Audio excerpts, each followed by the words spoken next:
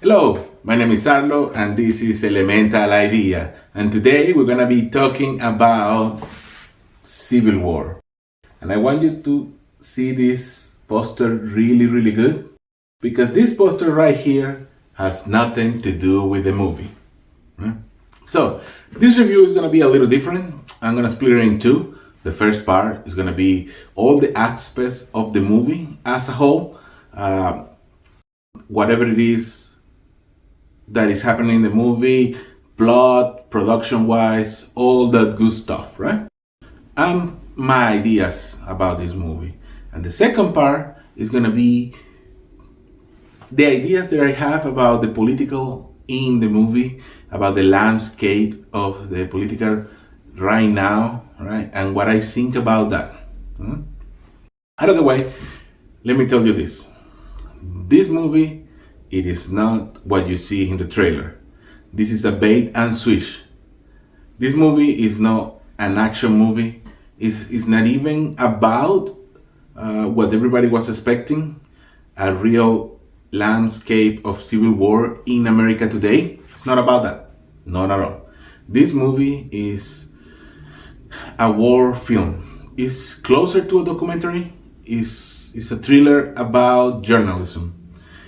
And like that, journalism is what they're talking about. Okay? First of all, let's compliment Alex Garland. I love this filmmaker. He did Ex Machina, and that's one of my favorite movies. It's about AI, right? This movie, I don't know if it was done intentionally or not, but he's tried to stay away from politics. And if this movie was any other movie in any other time, no one will care. No one will care at all. But he was really clever and he was talking at the heartstring of Americans. How he did this? First of all, he called this movie Civil War. And that's a stretch. If I have to put a name on this movie, it would be like War Times or Journalism or any other title for this movie. Because you actually don't see the Civil War as much.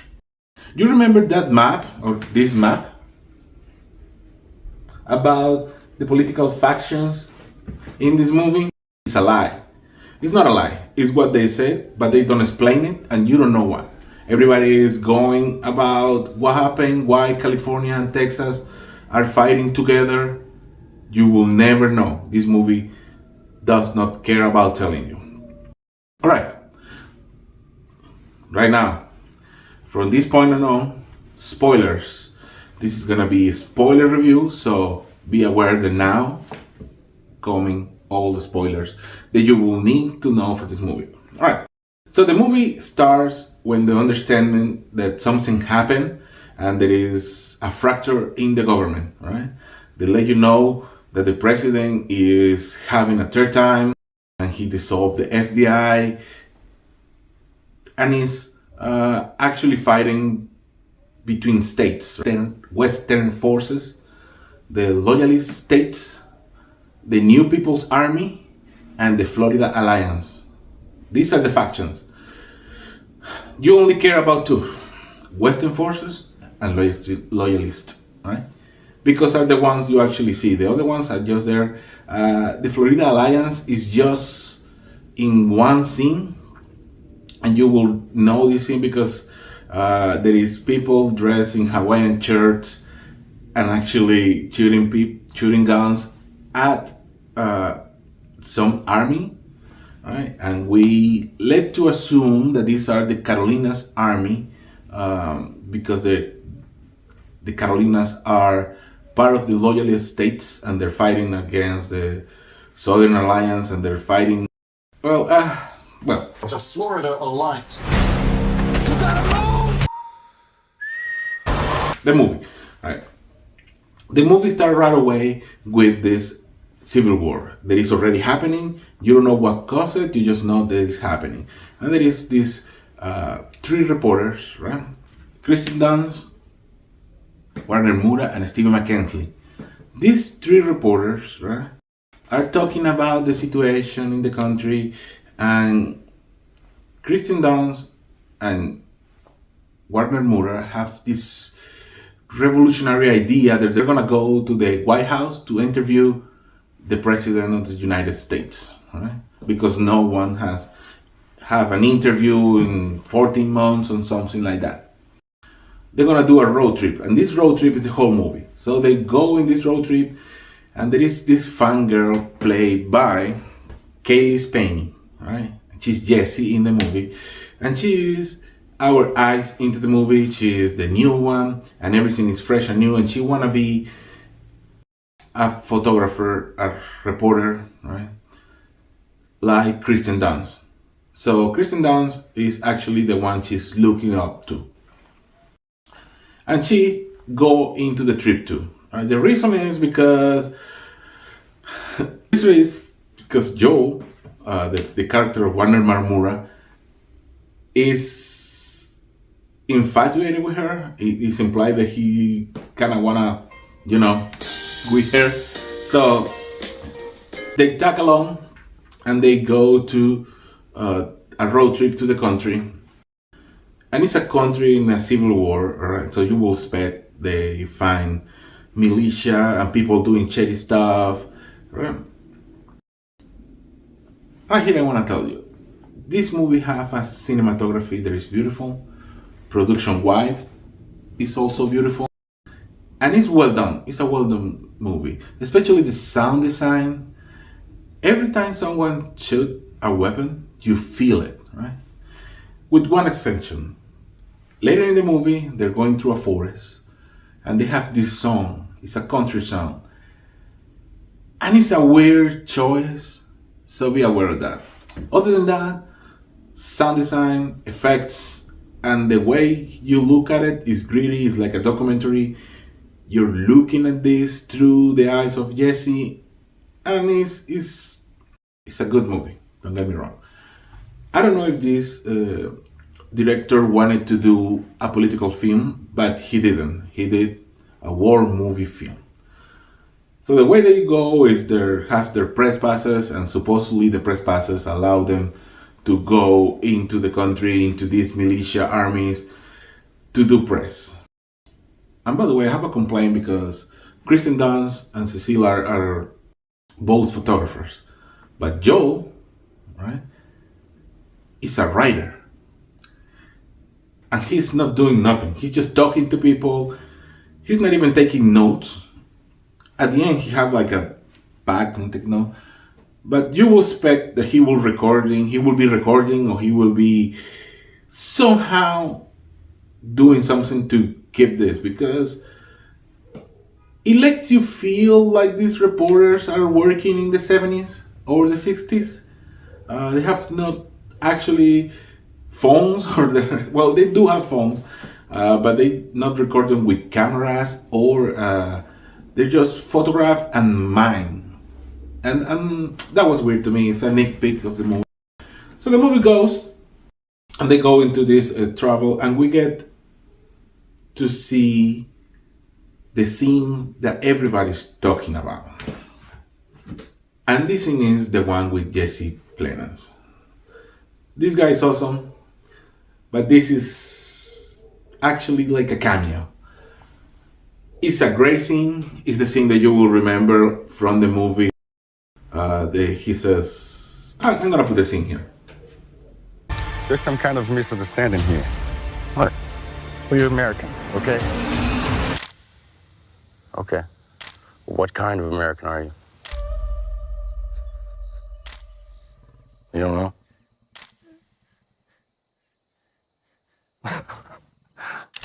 So what happened after this scene is he is not asking about what type of Americans you are, because there's different factions. He just want to know they're Americans, because the counterpart of this is that he shoot the other reporters that they encounter. They were Asian reporters, right? And that was a letdown for me, because Of course, he's killing people that is not from the United States, but he's not addressing you. You don't get to know why he's doing it or what is he thinking behind. And this is the effort for the director to stay away from politics in a political movie, especially in this year. Like I told you, this director did a really good job with that. So after that, they get saved by Sammy, right? And he dies. And then you get to the there is another part of the movie. They go to a town, and in this town, nothing is happening. Like life is occurring regularly, and they're shocked because it's a civil war in the country. Let me know if you want to try anything on. I guess aware there's like a pretty huge civil war going on all across America. We just try to stay out. And it's just a commentary about how people can be shady, I guess. And this is actually true. In many, many places there is war or something is happening. There is pockets that are nothing is happening. The people are having parties. The people are having their life like regularly happens. So that part, I like it to show that there is true. We get to the end of the movie, and in the end of the movie, they're going to the White House, and this is an action piece, and they're going behind soldiers. Meanwhile, the soldiers are attacking the White House, right?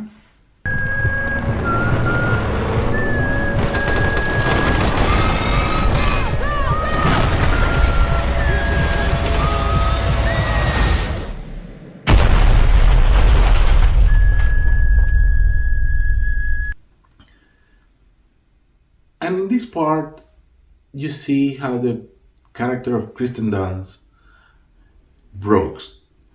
She have like a mental breakdown. She started crying, and this kind of bothers me because during the whole movie, she's being like the stoic character. She's really strong. She knows what is happening. She has seen it all, and in this part, she breaks down.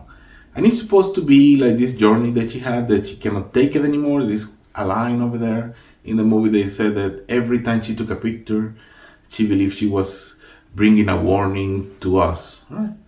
Every time I survived a war zone, I thought I was sending a warning home. Don't do this. But here we are. But that one is, all right, it's not that well explained. They get to the end of the... we get to the end of the movie, the big action piece, and then they go into the White House. They enter. Kristen Dunst gets killed trying to save the character of Jessie, and you see how she takes her picture, and that's another callback from the movie when she said, "When you die, I will sure to take your picture." The whole movie is a great watch. You will enjoy it, right? It will keep you tense and wanting to know more. And it's mainly made from people that do not live in the United States. Right? If you live here, there is a bunch of knowledge that you have that doesn't allow to actually go with the film. But the director is not from here, so that is understandable. But I think, I don't know if it's that he didn't grasp the complexity of the politics in America, or that he actually wanted to go the other way, like to make this like almost a fantasy movie. Because the two big steps, California and Texas are together, there's the Western forces, and you know that one will be a stretch. And he never addressed how or why there is actually a fracture in the country. And every time he have an opportunity to do that, he goes the other way. All right? Every time he needs to explain what is happening, he just doesn't. And you can see that, like, oh, this is a great choice for a filmmaker. They will let you, the viewer, actually feel out whatever is happening in your mind. He's just showing you the reporter's journey. Or you can actually watch it and see, like, yeah, but this is not how it will happen or what will happen. After I watched this movie, I watched it 2 times and I said, like, yeah, let's remind this. You have an extra step because this is a political year and tensions in the country are high. But it's a movie. And like a movie, it's meant to entertain and is make you to think about some stuff. And in that regard, he actually does it really well. If we watch this movie 4 years in advance or 4 years before, this issue won't exist because it's only because the political landscape that is today that is this movie is playing so many heartstrings. Right? Oh, sorry about that. The movie ends. There is this female army lady, and she shot the president. That's how the movie ends. They find it and they shot it. From this point on, right, I'm gonna make a stop. Right? Why? I wanna talk about everything else. Right? Keep in mind, it is a good movie. It's an entertainment movie. If you wanna find something to latch on, you will. If you try to just watch it like a movie, you will enjoy it. It's really well thought out. It's not a real scenario. It's a fantasy movie. A lot of stuff that will happen in this movie will not happen in real life. Right? So, my recommendation, go to the theaters, watch this movie, you will enjoy it. Right? Now, let's go to the good part. Politics, ideas, and stuff that doesn't work in this movie. I kind of touched on this a little bit. Journalism is not like this anymore.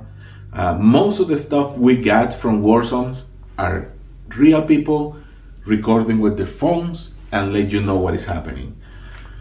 Of course, there's still outlets that go there, but they still record, right? They still technology is far advanced.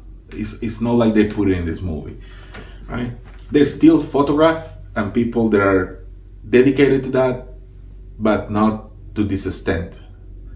This idea of having the best shot is no longer there. Not for journalism, still. Our armed forces will not behave this way. And this is something I wanted to talk about it. Because this movie, in some regard, is disrespect to our armed forces. Our armed forces are really constitutional armed forces.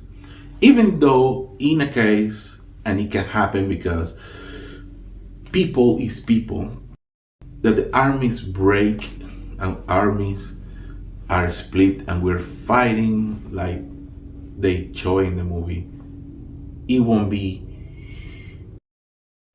This is not how we do warfare anymore. And the army actually have great respect for the civil population of this country, for Americans, for citizens. So it's really hard to make this jump that the army will do that. Militia inside the country, it will. National Guard will actually be fighting against this militia. But there is way too many considerations they will take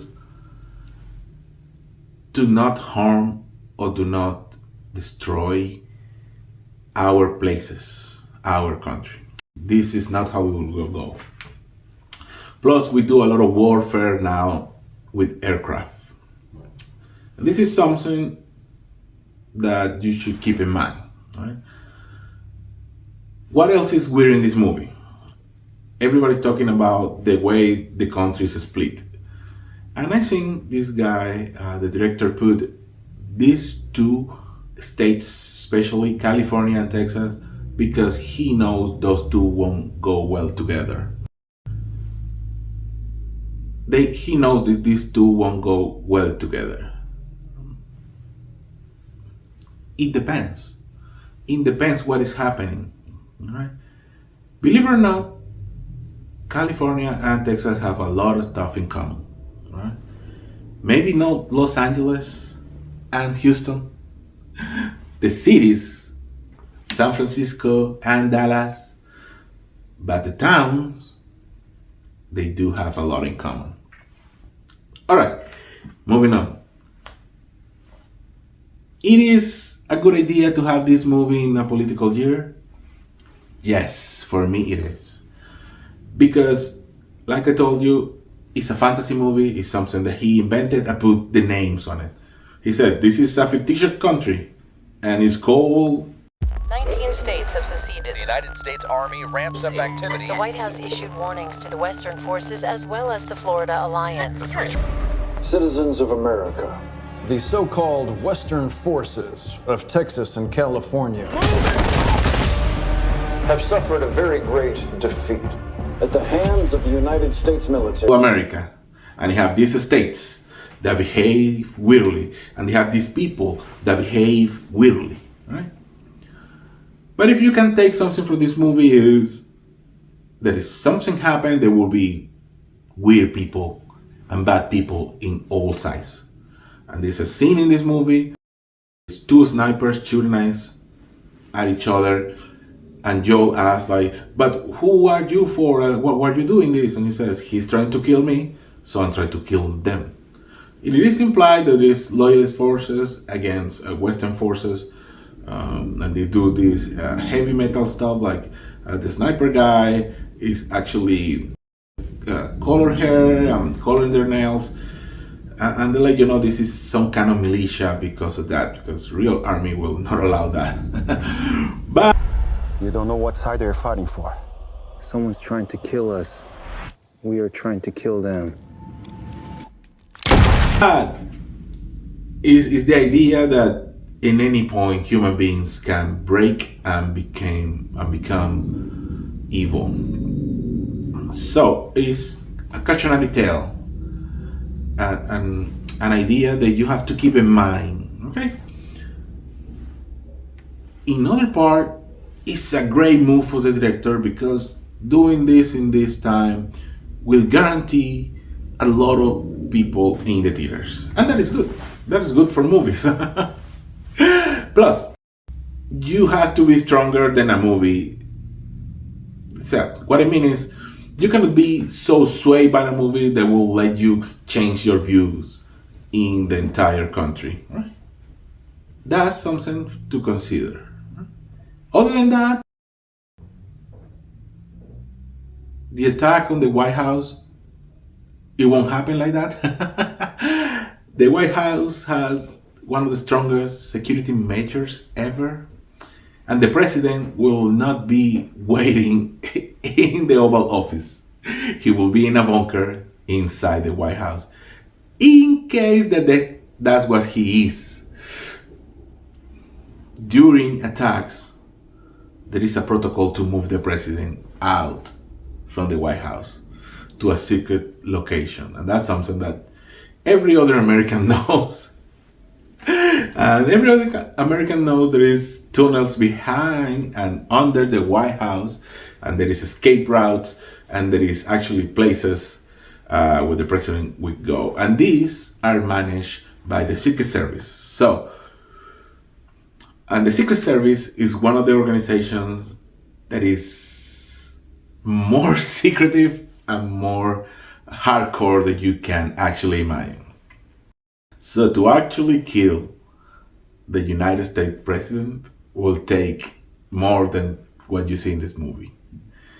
There is a complaint in this movie that I saw, and I want to address that. There is not enough warfare in Washington, D.C. And that's actually true. The space above the capital city and the White House and all this surrounding area is prohibited. It's a no-fly zone. If you try to fly there, you will be shut down. And it's normal to believe that those measures will still be there, because most of them are missiles and they're automatic. So, it will be a grand assault. And a grand assault, it will be hard, and it will be every inch to get to the White House. It will be fought with blood. All right. I like this movie. Keep in mind, it's a fantasy movie. And what kind of American are you? All right. If you like this review, check here or here to see more. My name is Arlo, and this was Elemental Idea.